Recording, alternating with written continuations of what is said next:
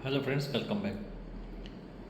मैंने last video में बोला था कि मैं वापस 2-3 घंटे में आके बात करूँगा, तो मैं इसलिए मार्केट अपडेट लेके आपके सामने आया हूँ।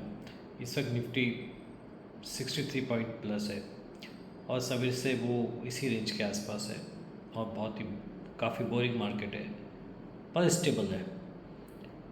तो इस तरह का बोरिंग मार्केट ज़्यादा अच्छा है बजाय कि मार्केट में कोई बड़ा फॉल आ जाए।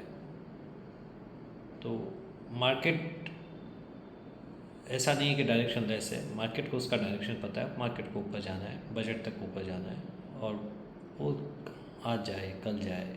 बजट 23 तारीख को 22 तारीख तक वो आपको 25,000 के आसपास आके वो खड़ा हो जाएगा, क्योंकि उसको टारगेट ही उसका वही है। ऐसा स्क्रीन कह रही है, किसी ने बताया नहीं है, कोई प्रेडिक्ट भी नहीं कर सकता, लेकिन स्क्रीन ऐसा बता रही है कि उसको 25,000 तक जाना है। तो ये मुझे लगता है।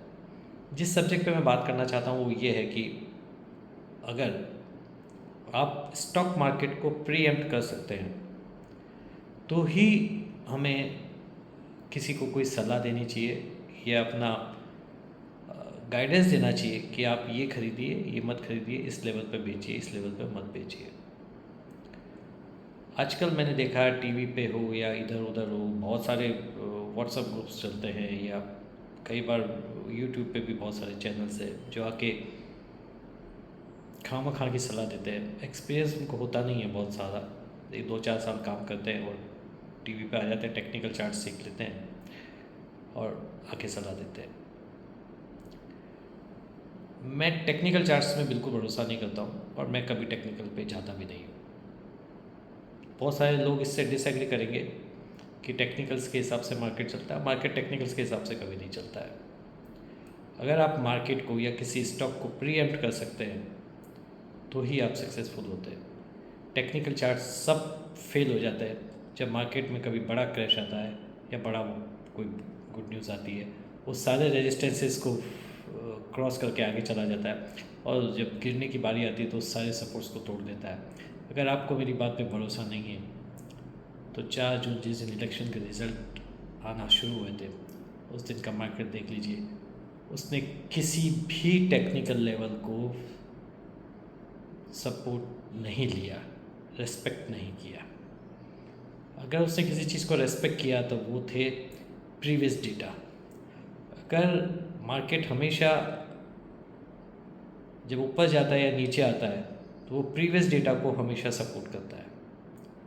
तो अगर आपको प्रीवियस डेटा याद है तो आपको पता है मार्केट कहाँ तक गिर सकता है या कोई भी स्टॉक पर्टिकुलर कहाँ तक गिर सकता है और उसे कहाँ पे बाय करना चाहिए। कोरोना के वक्त भी यही हुआ था, मार्केट 12,800 से निफ्टी गिरा था और 7,600 पे आया था। हर कोई ये बोल रहा था कि मार्केट ख़त्म हो जाएगा, ये हो जाएगा, वो हो जाएगा, 4,000 आ जाएगा, 4,500 आ जाएगा, ऐसा हो जाएगा, ऐसा हो जाएगा। लेकिन मार्केट 7,600 निफ्टी पे आके रुका, निफ्टी रुका 7,600 पे, वहाँ से बाउंस किया।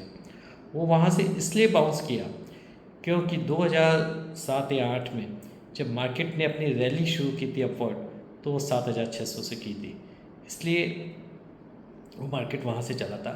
आपको कोई भी टेक्निकल चार्ट ये सब नहीं बता सकता, उसके पास इतने डेटा भी नहीं होते और मुझे नहीं पता वो कैसे बनता है। मैं उस चीज़ को कभी फॉलो करता नहीं हूँ और मुझे वो पसंद ही नहीं है। टेक्निकल्स जनरली उनका काम है लॉस लगाना या एसएल खा जाना, तो वो सब चीज़ों में मेरा बिल्कुल भरोसा नहीं है और मैं बिल्कुल उस चीज़ पे यकीन नहीं करता हूँ। डेटा याद रखो, अगर आपको एक्सपीरियंस है आप डेटा याद रखो, अगर आपका एक्सपीरियंस नहीं तो उस इंसान से पूछो जिसने अपनी ज़िंदगी के 25-30 साल स्टॉक मार्केट को दे दिया, उसे सब डेटा याद होते हैं। वो आपको बता सकता है कि ये कहाँ तक जाएगा, नहीं जाएगा। तो या तो फंडामेंटल्स एक्सपर्ट के बारे की राय मानिए, या जिस आदमी को डेटा पता है, जिसको सपोर्ट्स पता है, जिसको रेजिस्टेंस पता है, उसकी बात मानिए।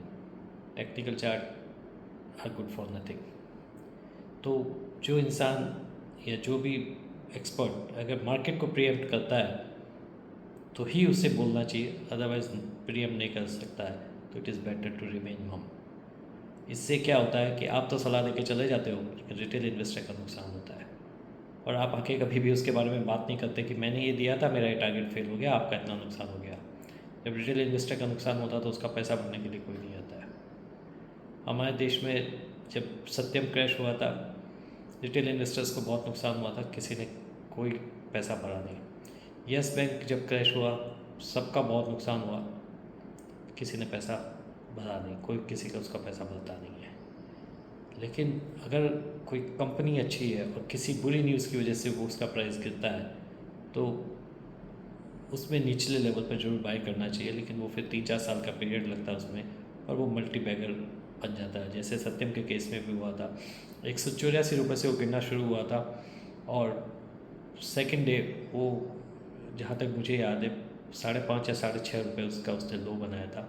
उसके बाद वापस उसने बाउंस किया था, 20-22 रुपये पे वो सेम डे क्लोज हुआ था। वो धीरे धीरे धीरे आके 52 पे सेटल हुआ और बाद में उसका टेक महिंद्रा में मर्जर हुआ और आज की तारीख में टेक महिंद्रा करीब 1500 रुपये के ऊपर ट्रेड कर रहा है। तो ये मेरे ख्याल से 2007-8 के आसपास सत्यम का स्कैम हुआ था। करीब 15-16 साल हो गए। 15-16 साल में उसने नहीं, जो शेयर 22 रुपये का था आज 1500 रुपये का है। तो आप खुद अनुमान लगा सकते हैं वो कितना गुना चला है। सेम स्टोरी येस बैंक के साथ रिपीट होगी। येस बैंक ने बहुत बोर किया है, निवेशकों को बहुत डिसअपॉइंट किया है। वो कहाँ से कहाँ नीचे आया, लो उसने 6-6.5 रुपये का बनाया। उसके बाद में SBI ने उसमें 10 रुपये में स्टेक लिया और उसको दूसरी बैंकों ने भी 10 रुपये में स्टेक लिया और येस बैंक को बचाया। और पिछले 3-4 साल से वो 12 से 32 के बीच में ट्रैवल करता है। 32 जाता है, वापस नीचे आ जाता है, 22 आता है, फिर वापस जाता है, फिर आ जाता है, लेकिन वो बहुत बोर कर रहा है। पर स्टॉक मार्केट में इस तरह की चीज़ों में पेशेंस रखना बहुत ज़रूरी है। मेरा अभी भी ये मानना है कि जिस दिन SBI निकल जाएगा, और SBI के स्टेक बेचने की, जल्दी स्टेक बेचने की संभावना है और कोई ना कोई फॉरेन कंपनी इसको टेक ओवर करेगी और उसके बाद में ये अनदर टेक महिंद्रा होगा, या मेरा कहना बोला अनदर सत्यम होगा। M6 में भी मुझे याद है जब जिग्नेश शाह का कोई स्कैम आया था, उस समय 4-5 हज़ार करोड़ का कोई स्कैम था M6 के अंदर। तो M6 मेरे ख्याल से 1100-1200 रुपये से एकदम 280 रुपये हुआ था और आज वही M6 4,000 रुपये चलता है।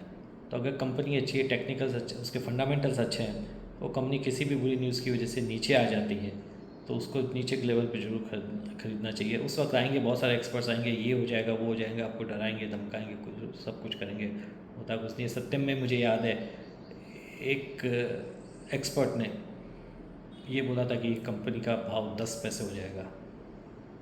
मुझे उसका नाम भी पता है और टीवी पे आप निकाल के देख लीजिए कि उसने बोला था कि नहीं बोला था कि 10 पैसे हो जाएगा, कंपनी ख़त्म हो जाएगी। लेकिन आज वो 1500 रुपये के ऊपर ट्रेड कर रहा है। तो ऐसा नहीं होता है, ज़रूरी नहीं कि सब कंपनियां ख़त्म हो जाती है। किंगफिशर एक डिफरेंट स्टोरी है, ख़त्म हो गई। तो आपको पता होना चाहिए, और अगर आपको नहीं पता है तो आप किसी ऐसे इंसान की सलाह लीजिए जिस पे आपको भरोसा है, जिसको बहुत सारा एक्सपीरियंस है। इसलिए मेरा सभी को ये कहना है कि if you should have the capacity to preempt the market, if you can not preempt the market, it is better to remain shut instead of making small investors put into the losses. Thank you so much. Bye.